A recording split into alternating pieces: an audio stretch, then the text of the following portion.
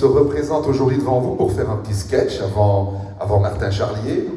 Et j'aimerais quand même qu'on lui fasse un tonnerre d'applaudissements pour lui donner un peu du cœur au ventre. Merci.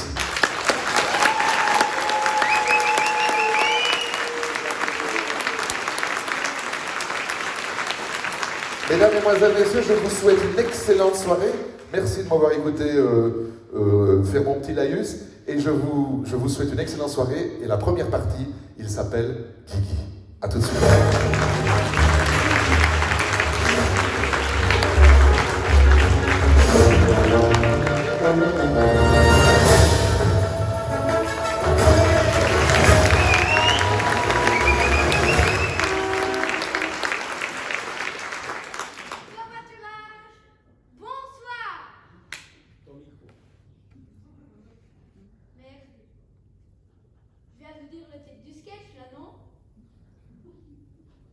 Mais quel con!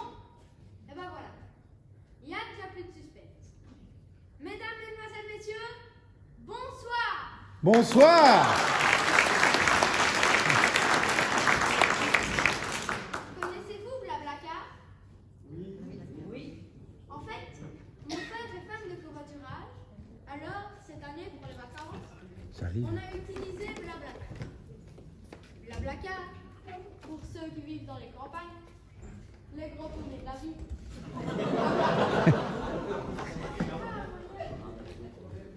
Attends, Guigui. On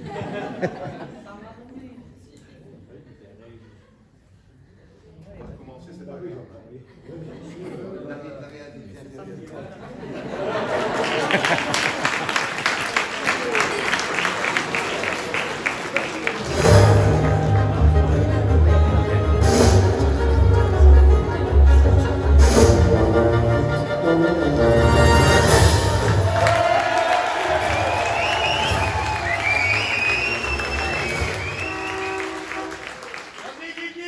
Covoiturage, rebonsoir.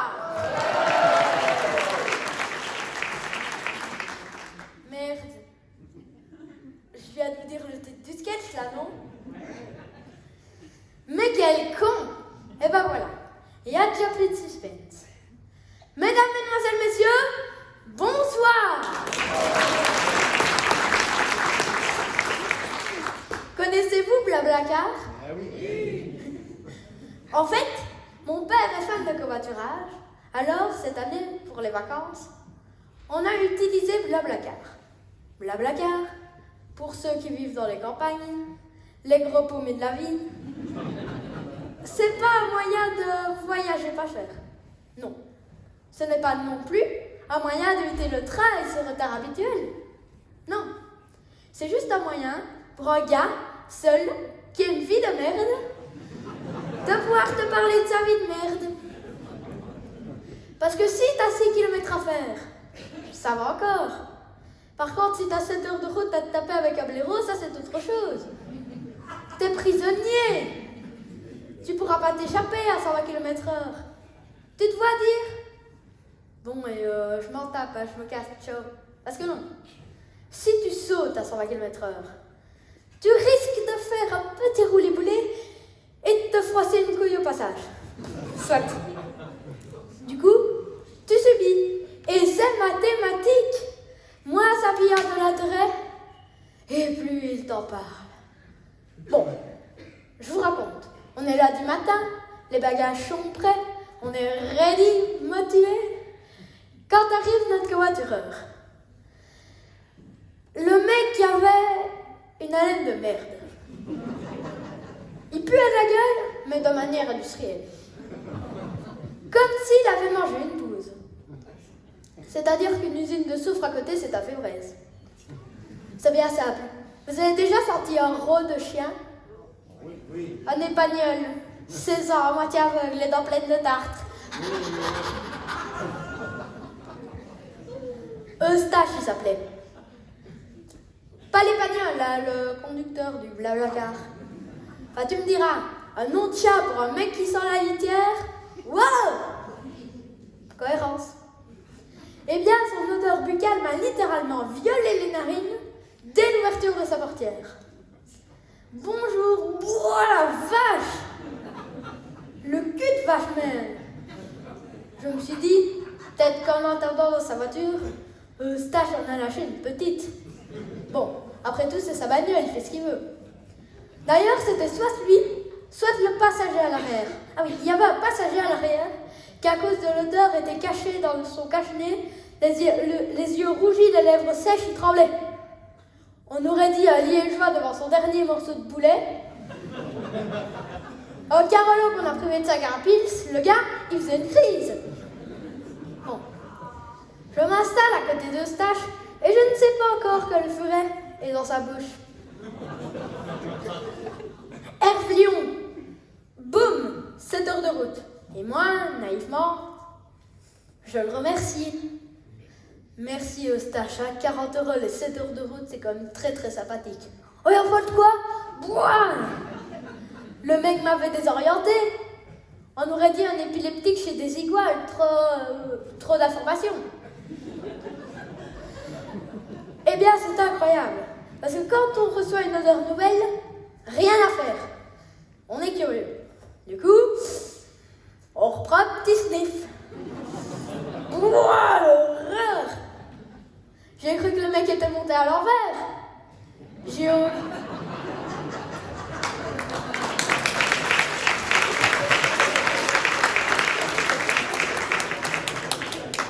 J'ai aucune notion d'anatomie, mais pour moi, il y a ma version de la trachée et le côlon, il y a un souci.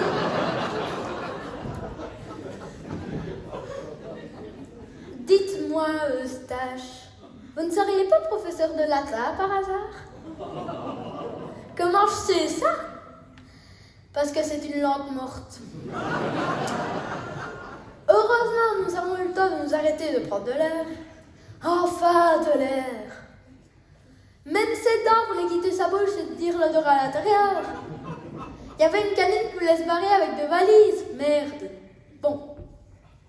Moi, je m'étais réfugiée dans les toilettes de l'autoroute et l'air ne m'avait jamais paru aussi pur. Jamais.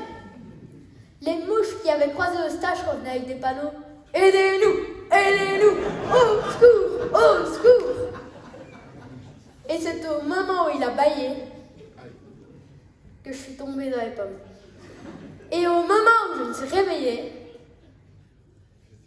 c'était Eustache qui me faisait des bouche à bouche.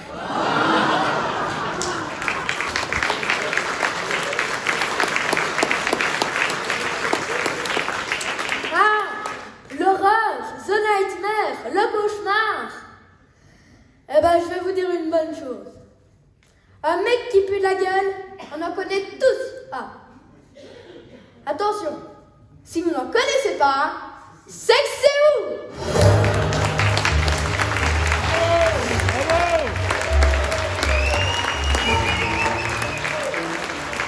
C'était la première fois, Guigui.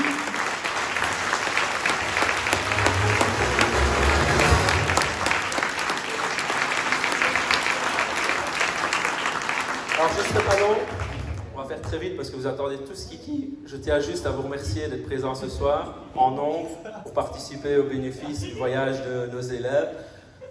Alors, normalement, on avait prévu une petite surprise pour vous. On avait prévu que ça